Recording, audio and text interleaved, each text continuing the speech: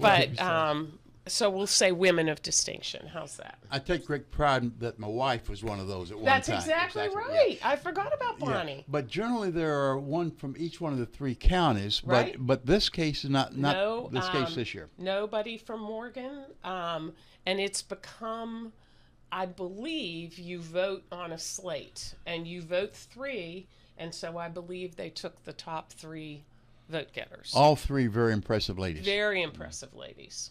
Kanawha County Delegate Dana Farrell said he plans to introduce a bill during the upcoming regular legislative session in January to increase the minimum sentence for anyone convicted of first-degree murder. Currently, if a convicted killer is granted mercy in sentencing, they become eligible for parole in 15 years, and he says that's not nearly enough. We had Kanawha County Commission President Ben Salango on the program a couple of weeks ago, first addressing this topic. His wife had a sibling who was murdered, and he talked about the anguish it causes the family to have to continue to go to parole hearings for the murderer to make sure that that person does not get released. Larry Kump, who spent 17 years in the prison system dealing with folks who were coming up for parole and such, was on the program last week also talking about stronger sentencing. The judiciary chairman in the state of West Virginia is Delegate J.B. Akers on the House side out of Kanawha County as well. He joins us via telephone. J.B., good morning. Welcome back to the show. Thank you so much for being with us. Hey, thank you all. Admiral, good to talk to you as well. And also you, Maria, congratulations on your Woman of Distinction award that you previously received. Thank you. And she's well deserving. My wife is a woman of distinction. She doesn't have that formal award. That's just what we call her in the house. So. Aren't we all? Well said, Delegate. Well said. If you're a smart husband, you are all women of distinction. Completely agree. There you go. JB, if you're smart, you won't call her a wad though when you. Don't do that. Yeah. Hey, I didn't. I used the whole title. Thank you. Better than Nicole. Yeah. Perfect. Right. So, hey, I want to thank you all for letting me come on to announce that I'm moving to the Eastern Panhandle to run against Mike Hornby as well. So thank you all for letting me do that today. Well, that being said, I would never do that. I love Mike. He's a great guy. Plus, he would beat me, so I would never even try. No, height is always height is who you should run against. He's always unopposed. He's never had an opponent. Hornby's just pulled the plug on us. So. Yeah. JB, it would seem to me, as we've been told by both Ben Salango and Larry Kump, that West Virginia is kind of a loner out there with this ability for first-degree murder convictions to be eligible for a parole hearing within 15 years. That seems to be one of the more lenient laws around the country. And with what Delegate Farrell said he planned to do yesterday, it would seem to me this would be something that would be big before your committee once we get back into session in January. Yeah, so the first thing I want to say is that for anyone listening who has been to this process, and of course the Salango family has, and anyone else who's had a family member that they've lost in this way, anyone who has to go through the parole board process, that's obviously extremely emotional and sensitive for them. And I can't say I totally understand it. I've never gone through it. My wife is a former prosecutor, actually. She's a judge now. She's actually had to appear and speak at some parole hearings on behalf of some families back when she was a prosecutor. So she's been in the process, but it's not as personal for us. So when we talk about these issues, obviously for a lot of people, they are extremely emotional. But I've got to talk about it in more of a factual context. When you're talking about making laws, you've got to kind of take that approach. So anything I say today, I hope if I'm speaking factually and making distinctions, I don't want to seem unsensitive to anyone who's been through that process, because I know it's difficult. The first thing I want to say is West Virginia really, if you get down in the weeds and do a real comparison to other states, we're really not lenient on first-degree murder. And let me give you an example, and I've talked about this before. Arkansas is considered to be a tough on crime state. They still have the death penalty in Arkansas, and they have, first-degree murder. I mean, first-degree murder is a capital crime in West Virginia, but, our sentencing is different. We don't have the death penalty here. But Arkansas, you only get life in prison for a first-degree murder if it's committed along with some other, what they call an aggravating factor. So if the murder is committed during an act of terrorism, for example, if the murder is committed during the commission of some other violent crime, there's specific crimes listed. It could be a capital crime that you could either potentially face a death penalty for or get life in prison with no chance of parole. So Arkansas on that level, is a tough on crime state. But if you then go back, and I'm putting this in air quotes because no murder is normal for a family that goes through this. But if you're talking about what we kind of classify as a more normal or murder, which would be maybe two people get in a fight and one guy, looks at the other guy and says, I'm going to kill you, and does it, that's kind of a more run-of-the-mill murder, not some planned out, execution or crime committed in an act of terrorism, for example. In Arkansas, that's just a 10 to 40. And so the killer in the Salango case, for example, that would have been in Arkansas would have been a 10 to 40 sentence. And that killer could potentially already be out of prison. In West Virginia, he's still in prison. So, our parole floor of parole eligibility at 15 years for people who are convicted of first-degree murder with mercy, again, on the surface may look like it's a little bit light, but if you really start doing a deep comparison, we are not, I want to make clear to the listeners, we are not a soft on crime state. I mean, we make adjustments to our criminal law every year. We increased criminal penalties last year in several different areas. We have a new kingpin drug law in West Virginia that's extremely harsh. We increased the penalties for child abusers last year. Made several of those felonies. It used to be misdemeanors. There's a law we did last year that was important to some of your Eastern Panhandle delegation. We increased the penalties for negligent homicide last year. So, we're tough on crime across the board in West Virginia. The thing I will say, and the thing I do sympathize with these families on who have to go through this parole process is anyone who's convicted of first-degree murder in West Virginia, it is a life sentence. Let's be clear about that. The question of whether you will ever get out is whether you get mercy or no mercy. And if you are granted mercy, then your parole eligibility starts at 15 years. Now, you still may never get out. That's just when you have the opportunity to present to the parole board and ask to be released, and they might let you out. The average, convict who gets out on parole for first-degree murder, if they get out ever, it's usually in the 20-plus year range. Is that nationwide, JB, or statewide? That's West Virginia. West Virginia. Okay. So I can't give you an example of anyone who's gotten out right at the 15-year mark for first-degree murder. That's really unheard of. But the families of the victims still have to go through that parole process beginning at year 15. So that is absolutely, I completely agree and sympathize. That can be a difficult process. And if someone, probably won't get out until the year 20-plus mark, if they ever do, I agree. I do ask the question, why do we make the family start going through that process that early if they're not going to, get out anyway? So I agree that we should be having this discussion about an upward adjustment. And I'll also tell you, there was a bill in the legislature last year about this. This is not a new issue. I know it seems like it's caught some steam right now, but there was a bill last year to increase our parole eligibility floor to 25 years. I think that bill's been out there even in prior years, but definitely last year. So that discussion happened last year. It'll happen again this year. I think there's a good chance you'll see an adjustment this year up to, probably at least that 25-year mark. Now, again, I've been talking a lot. I don't want to blow past any questions you have. Why would that bill not have passed last year, JB?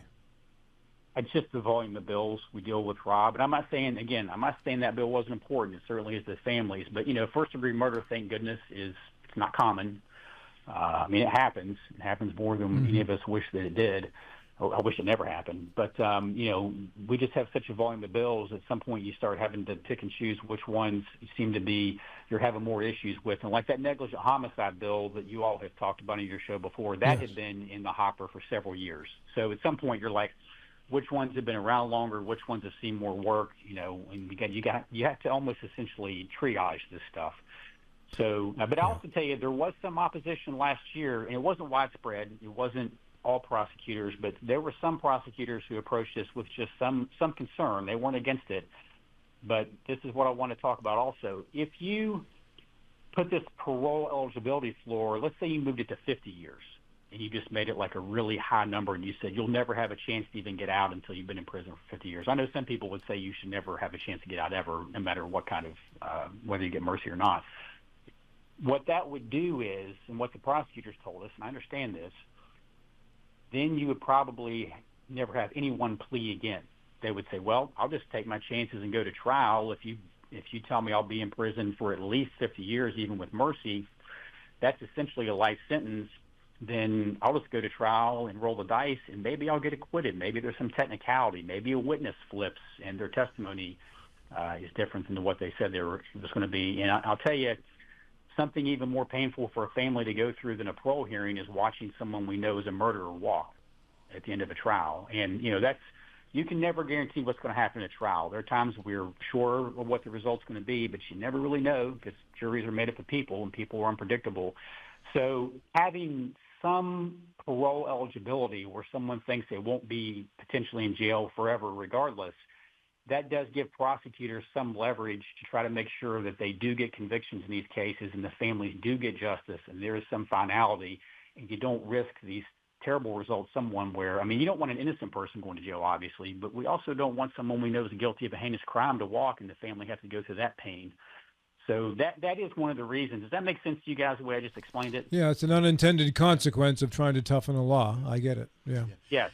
Yeah, right. So, again, and I think, that is one thing we have to consider is what that could be. But I don't think you're going to see widespread opposition to some upward adjustment. The question is going to be where do we want to put that number where prosecutors still have some leverage and the ability to get pleas in some of these cases while also making sure that there is accountability and the victims' families get the justice they deserve. Yeah, JB, two quick questions. One, currently, what is the parole frequency? How often do you have to wait if you've been denied parole before you can reapply? Well, it's usually, if you get denied, you're not usually going back every year. There's usually a wait of a couple years. But one thing that Mr. Salango said that I didn't hear his interview with you all, but I heard his interview with someone else. He did talk about the difficulty for his family with appearing for the parole hearing. And we have a statutory we have a statute in West Virginia that provides the victims' families with specific rights to parole hearing. The offender's family has no rights in the parole process, but the victim's family does. And I will say this, if the victims' families aren't being treated the way they're supposed to be under our parole statute, if they're not being given easy access and ability to appear, that needs to be looked at. For sure. That there needs to be accountability there as well. So the victims' families absolutely have a right to be there. They have a right to speak on behalf of their deceased relative, on their own behalf. That should be respected and honored. Is there any talk at all about embedding the death penalty back into the murder cases? Yeah, there's always discussion about that too, Bill. That comes up every year. And there are conflicting thoughts on that. There are, and I'll say this, there's, and again, I want to be careful on this. I'm being factual. I'm not advocating one way or the other on this right now. But if you have the death penalty, a lot of people are like, we should just do it. Some of these heinous crimes, it just should not be a question. It's a no-brainer. And I'm not debating whether or not right now, I can later, but whether or not that's the case.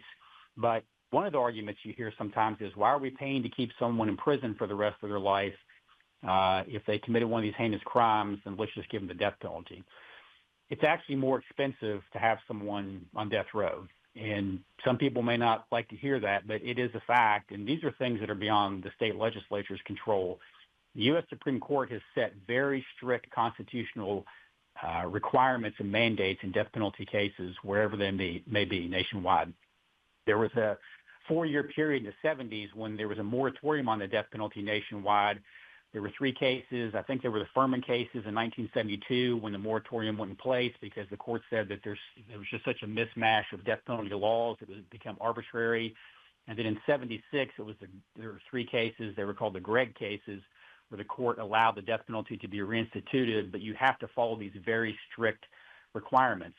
And people who are on death row, there's the appeal process, whether people like it or not, we're constitutionally required to allow this. The appeal process, the amount of time that it takes, the legislature can't control that, and it actually winds up costing, on average, millions of dollars more to have someone on death row. So if you're looking at it just from a financial standpoint, which I'm not saying everybody does, that is one argument I hear, though, that's actually more expensive.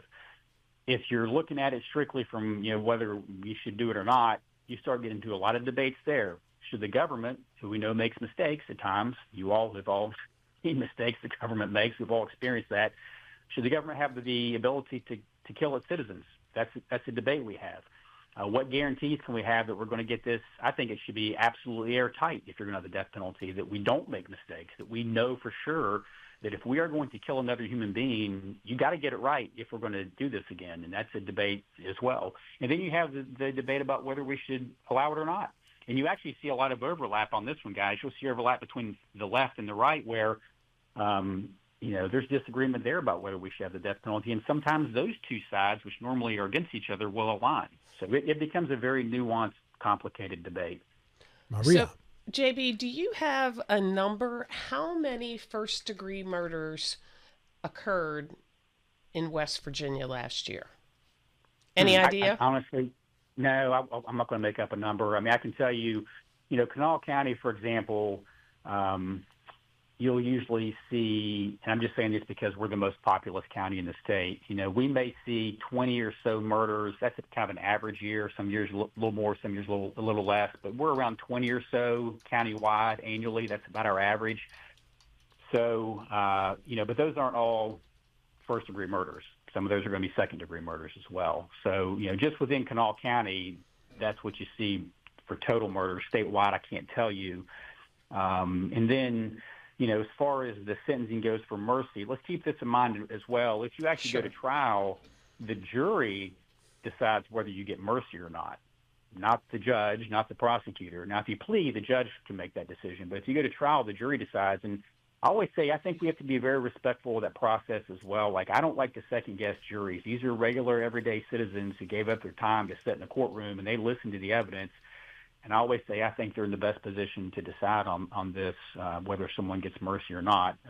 But as far as how many of these cases actually wind up being first-degree murder, I apologize. I can't tell you. That's okay. The I was latest just trying to get a stats sense. I just Googled for the only numbers Okay. that are available from 2023. It said 62 homicides in the entire state in 2023. No data available for 24, 25. Okay.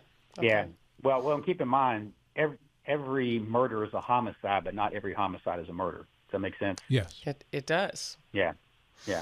Did you have a follow-up on that, Maria? No.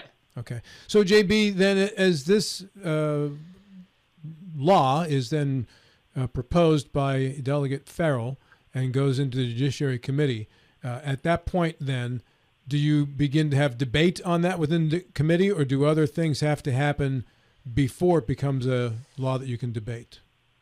It'll be a bill, and I'm sure that it'll wind up in front of our committee because, again, there was a bill on this last year. Delegate Kelly introduced it. He's now the Director of Corrections for the state, by the way. But it'll be in the committee process. We'll debate. And I would say at this point, it'll probably wind up being something that makes the committee agenda. It would be my guess.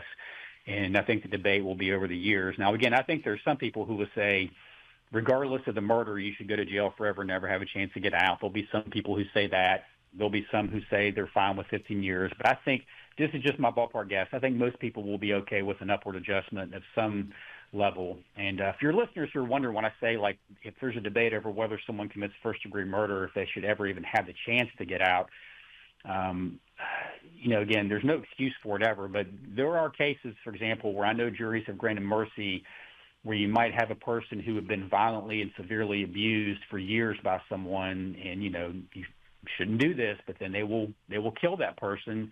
And their defense is, yes, I committed the murder. I'm not saying I shouldn't go to jail or prison, but that's the reason I did it. This person violently abused me for years, and then one day I just snapped and I killed them. I mean, so those are cases where you will see juries grant mercy, for example, and I understand that. I don't second-guess the juries.